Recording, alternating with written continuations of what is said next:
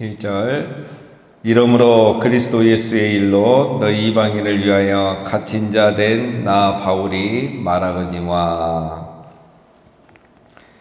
지금까지는 2장까지는 유대인과 이방인들이 그리스도 안에서 하나가 되고 하나님의 권속, 가족이 되어서 화목하게 되었다라는 것을 설명했습니다.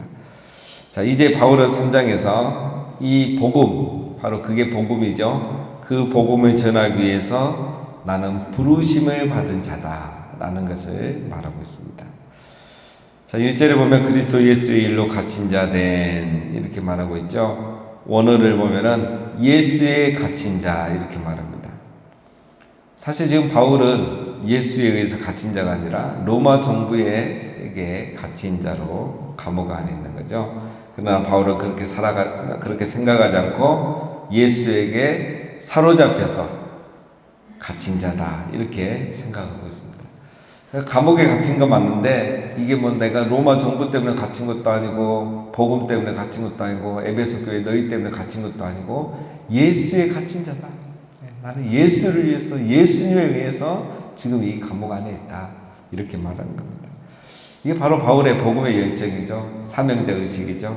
그래서 바울은 평생을 복음을 위해서 살고 그를 막을 사람이 없었던 겁니다. 예수의 갇힌 자. 2절 너희를 위하여 내게 주신 하나님의 그 은혜의 경륜을 너희가 들었을 터이라. 곧 계시로 내게 비밀을 알게 하신 것은 내가 먼저 간단히 기록한 것 같으니 그것을 읽으면 내가 그리스도의 비밀을 깨달은 것을 너희가 알 수 있으리라. 자, 경륜 또 나오죠. 경륜은 그리스도 안에서 계획하신 하나님의 구원 계획이죠. 예수님 안에서 계획하신 하나님의 구원 계획. 하나님의 그 은혜의 경륜. 자, 이거는 1장, 2장에서 우리가 이미 다 살펴본 겁니다. 복음의 비밀이죠. 자, 하나님은 이방인을 위해서 바울에게 이것을 알게 하셨고, 이 은혜의 경륜을 알게 하셨고, 바울은 그것을 전했고, 너희들은 이미 이것을 들었다라는 거죠. 뿐만 아니라 바울은 이것을 이미 기록해서 너희들에게 보냈고, 자, 에베소서 말고도 여러 서신들을 이미 보냈었죠. 자, 그들이 이것을 읽었다면, 너희가 만약 이 편지를 읽었다면, 내가 너에게 말하는 이 비밀, 복음을 너희가 이미 알고 있을 것이다. 라는 말입니다. 그래서 여러분, 여기에서 나오는 이 비밀이라고 번역이 됐는데, 자, 이거를 그 신천지는 굉장히 대단한 것처럼 활용을 하죠. 그래서 이 비밀, 이거는 우리만 가르쳐 줄 수 있다. 교회에서는 이 비밀이 뭔지 안 가르쳐 주죠. 하면서 대단한 것처럼 말합니다. 비밀이 대단한 게 아니고 무슨 성경 안에 비밀이 어디 있습니까? 다 이미 그리스도 안에서 다 드러났다고 했잖아요. 그렇죠? 이건 다 구속의 계획을 말하는 겁니다. 자, 그래서 그런 거에 우리가 넘어가면 안 되겠죠. 자, 5절입니다. 이제 그의 거룩한 사도들과 선지자들에게 성령으로 나타내신 것 같이 다른 세대에서는 사람의 아들들에게 알리지 아니하셨으니 이는 이방인들이 복음으로 말미암아 그리스도 예수 안에서 함께 상속자가 되고 함께 지체가 되고 함께 약속에 참여하는 자가 됨이라. 자, 이 비밀, 하나님의 놀라운 구원계획, 예수님을 통한 구원계획을 말합니다. 자, 이것은 지금까지 누구에도 드러나지 않고 오직 사도들과 선지자들에게만 성령으로 나타났다, 알려졌다. 자, 이것도 뭐 신천지들이 아주 좋아하는 말씀이죠. 자, 이 말은 이 하나님의 구원 계획을 누가 잘 깨달았느냐? 신약시대는 예수님 모시고 성령을 통해서 제자들이, 사도들이 깨달았죠. 그럼 구약시대는 누가 깨달았냐? 선지자들. 선지자라고 해서 꼭 이사야, 예레미야만 말하는 게 아니라 그 전에 예를 들면 우리가 말하는 믿음의 선진들이잖아요. 아브라함, 이삭, 야곱, 요셉, 노아 이런 사람들 다 깨달았어요. 그러나 이제 선지자들만큼은 분명하게 깨닫지 못했고 그 다음에 선지자들 역시 사도들만큼은 깨닫지 못했죠. 왜냐하면 이 사람들은 너무 멀리서 희미하게만 보는 거죠. 그래서 완전히 깨닫지 못했죠. 그러나 이들은 언젠가 하나님이 우리의 구원자를 보내줄 거라는 그 믿음을 다 가졌던 거죠. 그래서 아브라함이 이삭을 번제로 바칠 수 있었고, 이삭과 야곱이 다 이렇게 아브라함의 그 언약을 믿고 고향으로 가나안 땅으로 돌아오고 그 땅에 남아 살았죠. 다 이게 바로 이제 메시아에 대한 믿음 때문에 그런 겁니다. 자, 이런 작은 믿음들이 있었고 선지자들도 알았고 사도들도 알았다는 거예요. 그러나 다른 세대에서는 사람의 아들들에게 알려지지 아니하였으니 이 사람의 아들들은 이방인들을 말합니다. 이 복음이 여러분 예수님 오시기 전에는 또 사도 바울이 이렇게 전도하기 전에 특별히 오순절 사건을 통해서 복음이 전 세계에 전해지기 전에는 이게 알려지지 않았잖아요. 그러니까 나라마다 자기의 신을 믿고 헬라 시대에 그 많은 신들이 존재했고 그 신을 믿었잖아요. 그때까지는 알려지지 않았어요. 그러나 이제는 어떻게 됐습니까? 그리스도 안에서 이 복음이 다 전해졌다는 거예요. 그러니까 그리스도 안에서란 말은 이제는 그리스도를 통해서죠. 예수님의 오심으로 말미암아 이 복음이 이 비밀이 이제는 완전히 드러나 버린 거예요. 그래서 이제 어떻게 됩니까? 유대인이나 이방인이나 함께 상속자가 되고 함께 지체가 되고 함께 약속에 참여하는 이 구원의 약속, 이 구원의 계획, 이거에 참여하는 자가 됐다는 거예요. 함께. 그러니까 지금까지 유대인들도 뭐 대단한 것 같지만 아니에요. 선지자들이나 좀 알았고 믿음 좋은 사람들은 알았지 다 잘 모르는 거예요. 그러나 이제는 그리스도 안에서 우리가 함께 구원을 받게 된다는 거죠. 자, 이거를 이제 굉장히 강조합니다. 그래서 함께라는 단어가 이게 보면 3번이나 나오죠. 이 3번이나 이렇게 강조한 이유는 이제 나중에 나오고 다른 선생님들에 많이 나오지만 이제 거짓 교사들을 고려하는 말입니다. 그 당시에 이제 여전히 유대주의자들이 있어요. 강경파들. 지금 우리도 보면 그 이스라엘 팔레스타인 문제들이 이제 어떤 정치적인 그 유대주의자들 그리고 이제 종교적 유대주의자들 이게 지금 사실 많은 배경을 가지고 있거든요. 유대인 외에는 이제 다 구원이 없다 하잖아요. 그래서 그 이제 인터뷰하는 거 보면은 그냥 테러리스트 이렇게 적군들 이렇게만 얘기해도 되는데 인간 짐승들이란 말 하잖아요. 그게 이제 유대인들의 어떤 기본 사고 방식이에요. 그 예수님을 믿지 않는 유대인들. 자, 그렇기 때문에 여러분 이 시대에도 그 유대주의자들, 우리로 말하면 강경파들, 이런 사람들은 여전히 복음을 무시하고 그리고 그리스도인들을 무시합니다. 그래서 너희가 할례를 받아야 되고 율법을 지켜야 되고 안식을 지켜야 된다. 음식법을 지켜야 된다. 이런 것들을 계속 강조하는 거죠. 그래서 이제 바울이 이제 이런 얘기들을 자꾸 하는 겁니다. 그건 무슨 소리나 유대인이나 이방인이나 차별이 없다. 왜? 이제는 다 그리스도 안에서 우리가 이 구원의 은혜에 참여하게 되는 거다. 함께 참여하는 거다. 그래서 그런 거짓 교사들의 유혹과 미혹과 거짓에 속지 말라. 이런 것들을 미리 얘기해 주는 겁니다. 이 부분 이제 서신서 보면 계속 나옵니다. 자, 7절. 이 복음을 위하여 그의 능력이 역사하시는 대로 내게 주신 하나님의 은혜의 선물을 따라 내가 일꾼이 되었노라.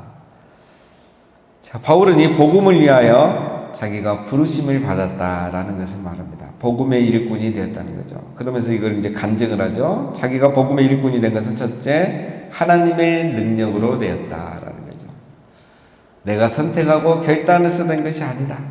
하나님이 강권적으로 역사하셔서 나를 세우셨다.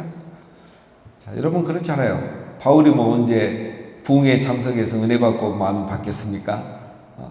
다메섹에 가다가 그 길가에서 예수님 만나고 그 충격이 너무 크니까 바로 교회 등록도 못하고 그냥 또 이렇게 자기 혼자만의 시간을 광야에서 보내고 고향에서 보내면서 수많은 기도와 묵상의 시간, 성경 연구의 시간을 보내면서 하나님의 부르심을 확신하게 된 거죠. 그래서 바울이 결단한 것도 있지만 사실 그 결단하는 마음조차도 하나님이 주신 거죠. 자, 두 번째, 바울이 사도가 된 것은 오직 하나님의 은혜라고 강조하죠. 자기는 이 말은 사도 될 자격이 없다는 거죠. 자기를 사도시키고 부르심을 복음의 일꾼으로 부르시기 위해서 하나님은 은혜를 베푸셨죠. 그리스도의 피, 이 비싼 은혜를 베푸시고 바울에게는 그걸 거저 주신 거죠. 그게 은혜라는 거죠. 바울은 늘 고백했잖아요. 나는 죄인의 개수라. 여러분 사도의 자격은 얼마나 의롭게 살아왔느냐가 아니라 하나님의 은혜가 있느냐 문제입니다. 자격으로 사도가 될 사람을 찾는다면 여러분 누가 있겠습니까? 없죠. 오늘 우리도 마찬가지입니다. 우리가 어떻게 이 가정에서 또 교회에서 세상에서 부르심을 받습니까? 하나님의 은혜입니다. 하나님은 그냥 우리에게 은혜를 베푸시고 그냥 불러주신 거예요. 여러분, 우리가 복음의 일꾼이 된 거, 사명자가 된 거, 또 부모로서 사명자, 직분자로서 사명자, 봉사자로서 사명자, 이거 다 하나님의 은혜인 것입니다. 바울이 읽어난 거죠. 나의 사도됨이 은혜임을 알게 바울은 죽도록 끝까지 충성할 수 있었던 것입니다. 우리가 이걸 알아야 돼요. 내가 오늘 이 자리에 있는 거, 부모로서 살아가는 거, 내가 사명자로서, 직분자로서, 봉사자로서 살아가는 거, 그것이 다 하나님의 은혜임을 알아야 돼요. 내가 어려워서 잘해서가 아니고 하나님이 내게 은혜를 베푸셔서 이 귀한 직분을 주셨다는 걸 아는 사람이 어떻게 됩니까? 끝까지 충성하게 되는 거예요. 신실하게 감당하는 거죠. 그러나 이걸 잊어버리면 어떻게 됩니까? 사람이 교만해지죠. 자기가 주인이 됩니다. 그러나 하나님의 은혜를 기억하면 우리가 충성된 종으로 끝까지 살아갈 수 있는 것입니다. 자, 그 다음에 세 번째는 8절에 모든 성도 중에 지극히 작은 자보다 더 작은 나에게 이 은혜를 주신 것은 측량할 수 없는 그리스도의 풍성함을 이방인에게 전하게 하시고, 바울이 복음의 일꾼 된 것은 이방인들에게 복음을 전하라고 그를 부르셨다는 겁니다. 바울이 유명해지고 뭐 성공하고 이게 아니라는 거죠. 이방인에게 복음 전하라고 바울을 부르셨다.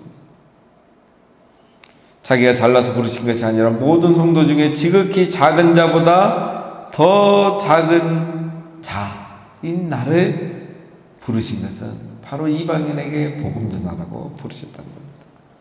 여러분, 누가 충성된 종이 될 수 있습니까? 오늘 이 바울의 고백을 보면 자기가 지극히 작은 자임을 아는 사람이에요.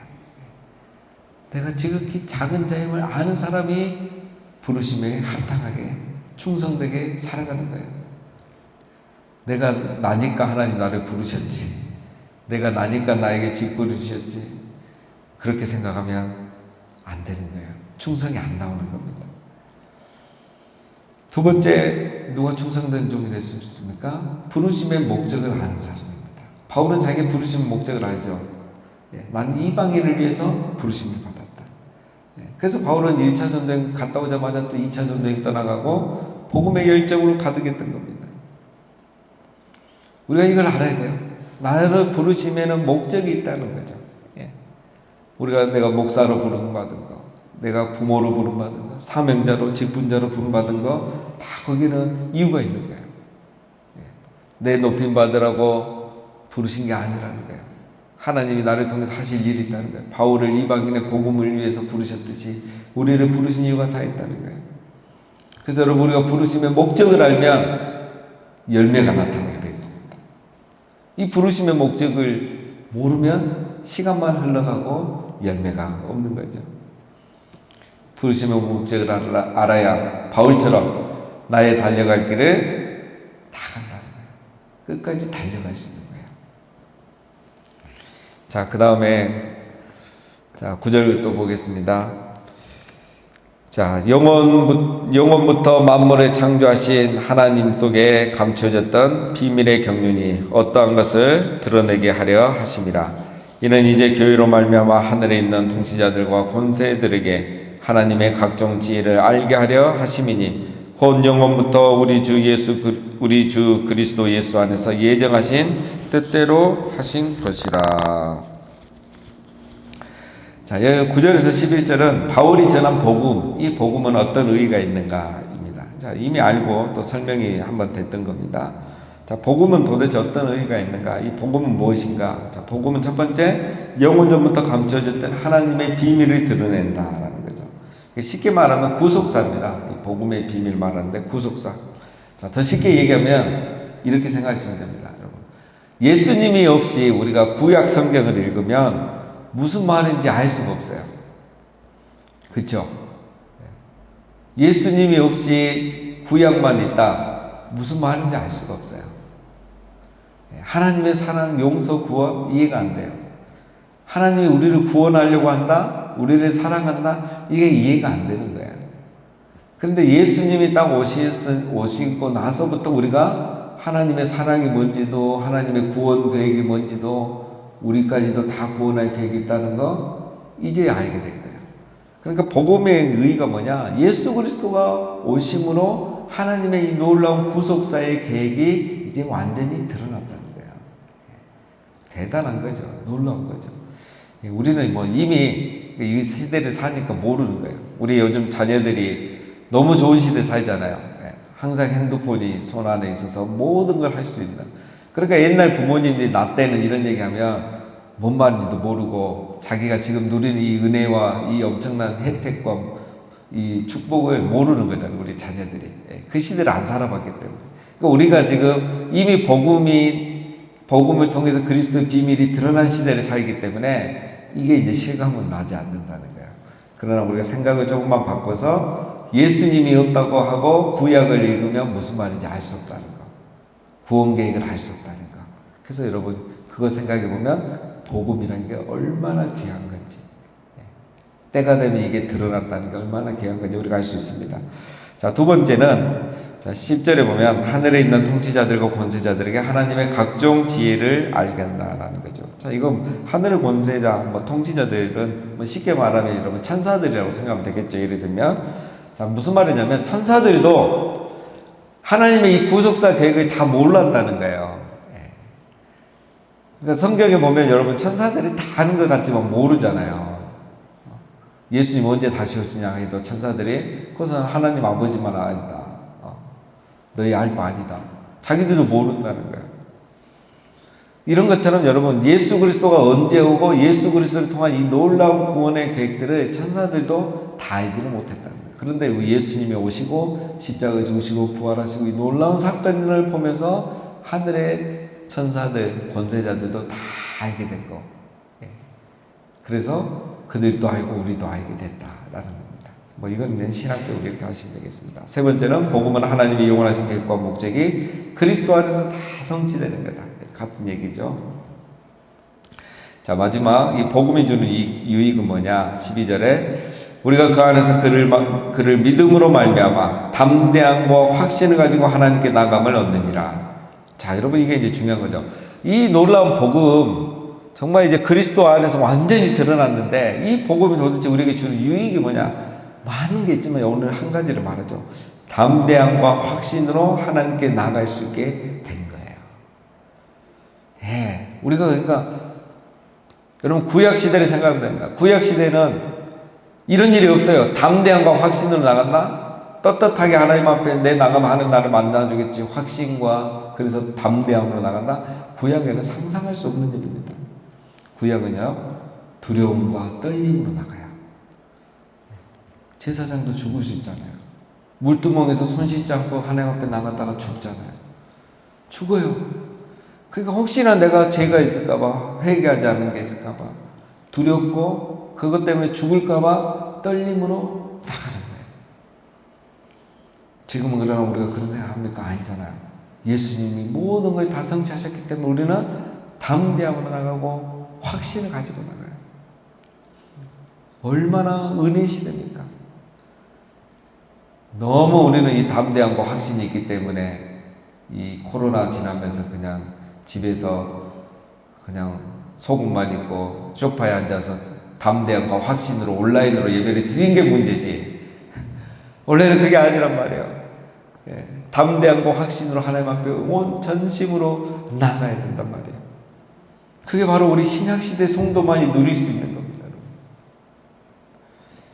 담대함과 확신은 그리스도 안에서만 누릴 수 있는 거예요. 예수님께서 우리의 모든 죄를 다 사하셨기 때문에 다 이루었도다. 우리가 은혜의 보좌 앞에 다 나가자. 믿음의 주여 온전케 하신 예수를 바라보며 은혜의 보좌 앞에 나가자. 그 예수님은 우리의 연약함을 다 채울하신 분이기 때문에 우리에게 긍휼을 베푸신 걸 알기 때문에 우리는 확신을 가지고 나가는 거예요. 이 은혜의 시대에 우리가 살고 있단 말이에요. 그래서 이 복음이 주는 유익을 우리가 많이 누려야 돼요. 근데 여러분 이게 안 되잖아요. 여러분 이번 말씀 집회에 얼마나 좋습니까? 어떤 분 또 어제 문자 왔어요. 평생에 들을 수 없는 말씀을 듣게 돼서 너무 감사하다고. 어떤 분은 정말 한 번도 이런 말씀을 들어보지 못했는데 듣게 돼서 너무 감사하다고 이렇게 하시는 거예요. 여러분, 우리가 그동안 믿음에 대해서 또 하나님의 은혜와 축복에 대해서 굉장히 인간 중심의 생각도 많이 하고 있잖아요. 너무 우리가 이 세속에 물들어 있는 거예요. 그러니까 우리도 모르게 그렇게 되어 있는 거예요. 정말 복음이 뭔지, 정말 믿음이 뭔지. 우리가 정말 풍물불에 들어갔다 살아나야지만 그게 믿음이고 축복으로 생각하는 거예요. 그렇게 이해하니까 여러분, 그런 방식은 다 이 세계의 사고방식이잖아요. 성경의 방식은 그런 게 없잖아요. 이런 귀한 복음을 전해주시고 계시는데, 이 은혜를, 이 말씀 듣기 위해서 우리가 담대함과 확신으로 나와야 되는데, 생각보다 더 많은 분들이 나와서 이 은혜를 저는 받았으면 좋겠는데, 너무 아쉬워요.